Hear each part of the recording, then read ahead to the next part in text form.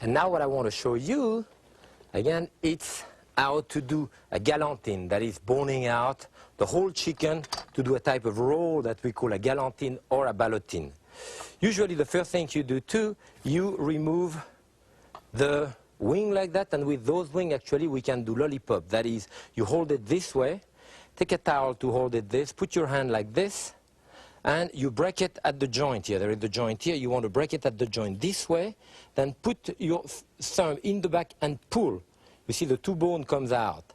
Then you remove that part of the hand like this, which you're going to use for stock, and one of the two bone you can pull out, which I'm doing here.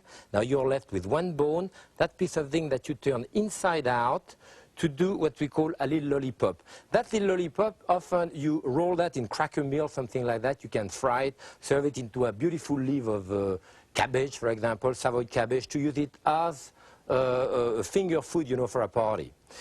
If you buy at the market the whole wing, like I have here, I will do a lollipop with that part, and I will do a lollipop with the part that I did here. So you see? But for our chicken here, I do all of this. So again, you break it, you pull it out, separate your bone, pull one of those out, that's it. Now here, I want to bone this out.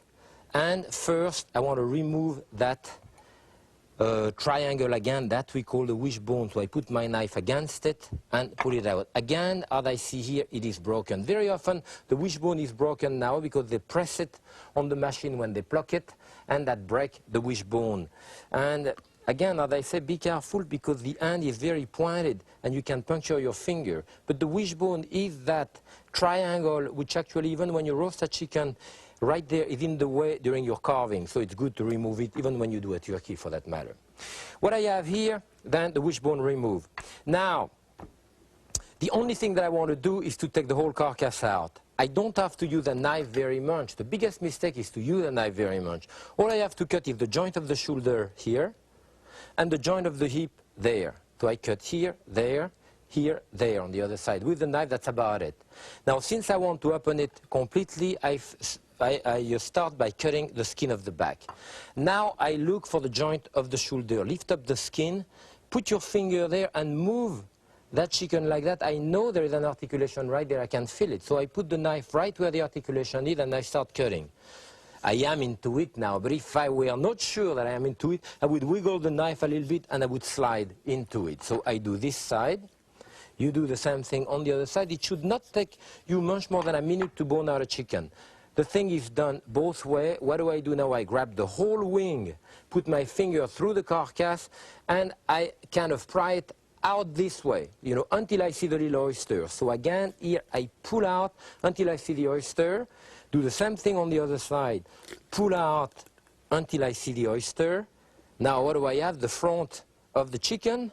Don't worry about the fillet, we'll remove them later. Put your two fingers on each side of the sternum and you pull down this way until the whole front of the carcass is clean. Put it down again. Now you grab your chicken by the leg here. Again, you cut that little oyster this way. Bring the knee higher so you can crack it open. Cut through the sinew, pull out. Same thing on the other side. Cut the oyster, break it, and pull out.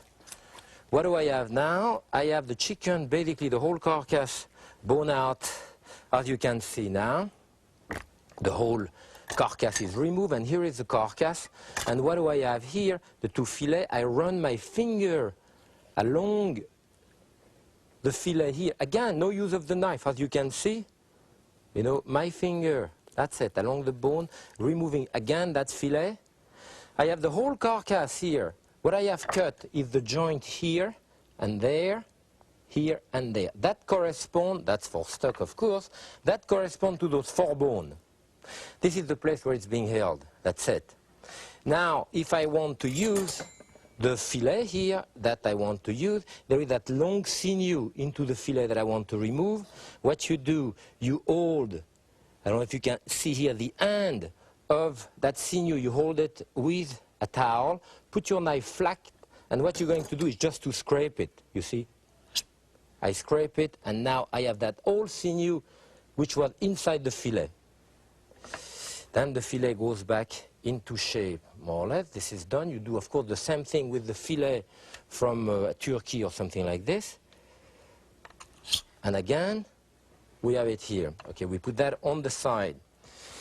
Now, if I want to continue boning this out, I have to take the bone of the leg. So what do? I take the end of it again and cut all around, at least to be able to grab it, you know. But I don't cut much. I won't use much knife. I use the side of the knife. Now, you can hear it. I'm scraping the bone. That's all you do. Scraping the bone. So I scrape the bone here until I am at the articulation of the knee.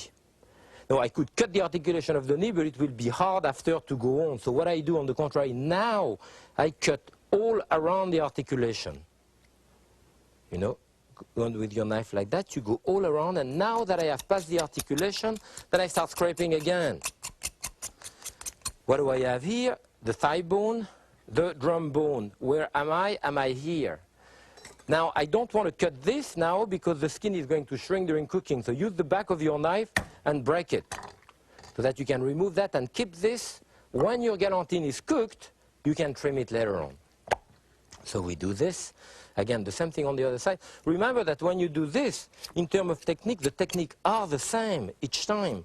If you do a quail, if you do a duck, if you do a pheasant, if you do a chicken to saute, if you do a chicken to grill even, or other type of, you always cut into the same joint to separate it. So it becomes very important. Even to carve in the dining room, you always cut into the same place.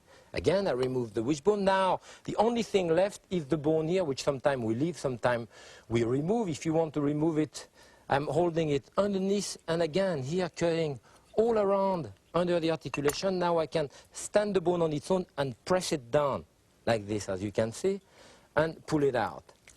That really doesn't matter. I can flap that back into it. The same thing here.